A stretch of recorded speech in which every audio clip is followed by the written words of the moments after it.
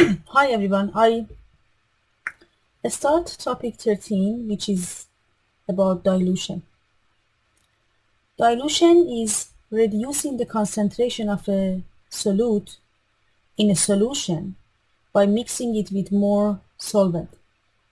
For example, I have a coffee which is very concentrated. The concentration of coffee or sugar, for example, is high in my cup. For example, I can just have half of my coffee and I can add double than that, for example, hot water.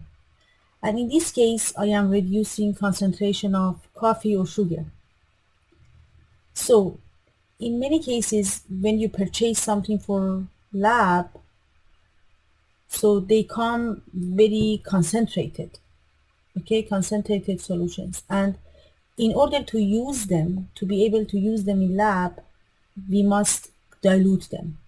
Means we must have a part and we add several of those parts. For example, if I have a cup, for example, I add 10 cup of water or any solvent.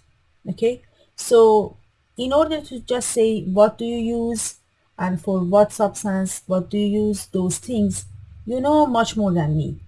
Okay, so I don't need to explain for those. Here we just focus on math part.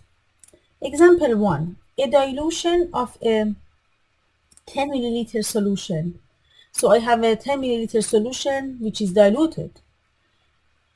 Could be made by having my 1 milliliter concentrated stock. So I just use 1 milliliter concentrated and I add 9 milliliter of solvent to reduce the concentration. Exactly the same if I have, for example, 1 cup of very concentrated coffee, for example, and I add 9 cup of water. So in reality, maybe we don't do that, but I want you to understand just the meaning of dilution. When I have something concentrated, I use a part from that and I add several of those parts, another solvent, water, something not concentrated, and together it will be a mixture which is less concentrated than before because that 1 cup is added to several of those cups of not concentrated solvent. Okay, so the values, when we talk about the values, they must be defined. Okay, so for example, I can write 1 to 10 like a ratio. Okay, 1 to 10. But here I have to explain what do I mean by 1 and 10. So for example, I can say 1 stock, which is concentrated, and 10 is the solution. So this means here I have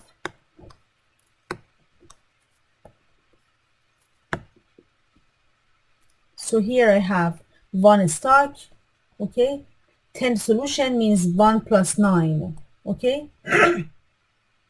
Maybe I can say ratio is 1 to 9.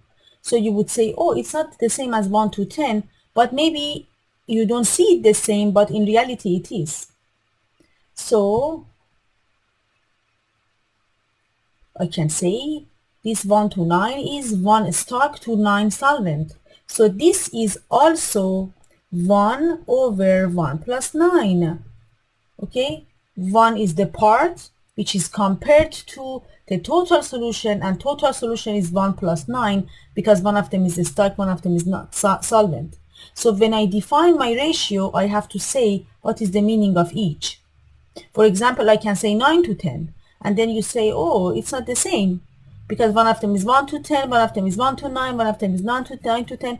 But I can say, no, 9 is solvent and 10 is solution. So this means, again, the same as 1 plus 1 plus 9.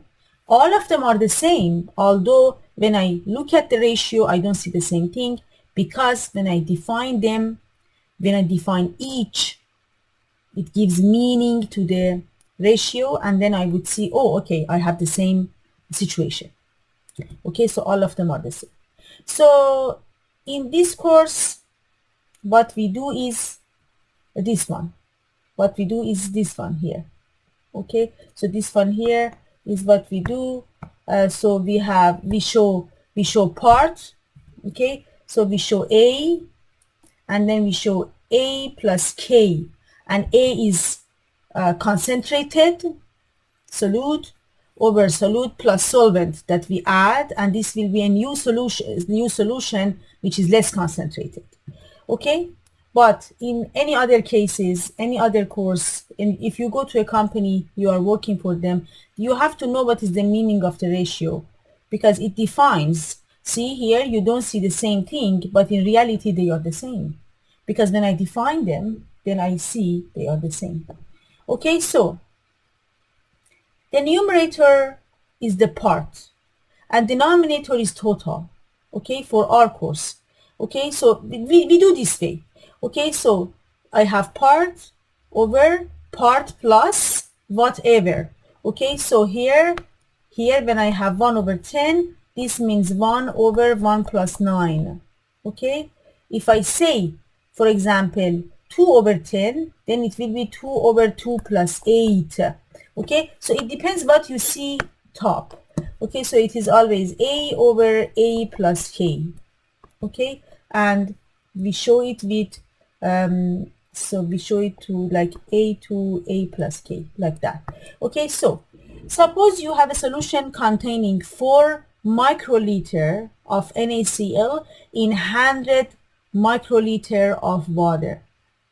4 microliter, both of them are microliter, so I don't need to be worried about any conversion.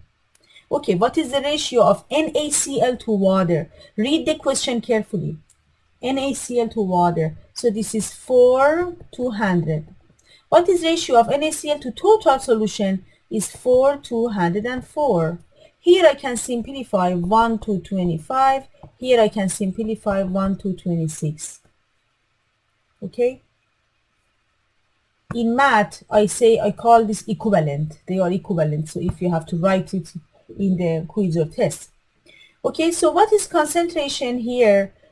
Percent V over V. Okay, do you remember percent V over V from the previous lesson from topic 11? So here we have part over total, right? So it is 4 over 104. Both of them are microliter. Okay, so which is so the answer is, let me see, where's my calculator? So 4 over 104. Okay, which is 0.038. It's a 2 significant digit, 4. So I underline that, check that. It is almost 0.038. Okay, which is 3.8, sorry. So it's 3.8 divided by 100. So it is 3.8%. Okay, 3.8 microliter over microliter. And we know when I have percent W over W, percent V over V, percent W over V. So I want to see something up, and the denominator 100 of unit of weight or 100 unit of volume. Okay, so that's why then I can, when I do 100 in there, I can show it as percentage. This is the case, this is the main reason, because I want to show it as a percent. Okay, so you can go from here to percent directly. Okay, so we know how to go from here to percent. So this is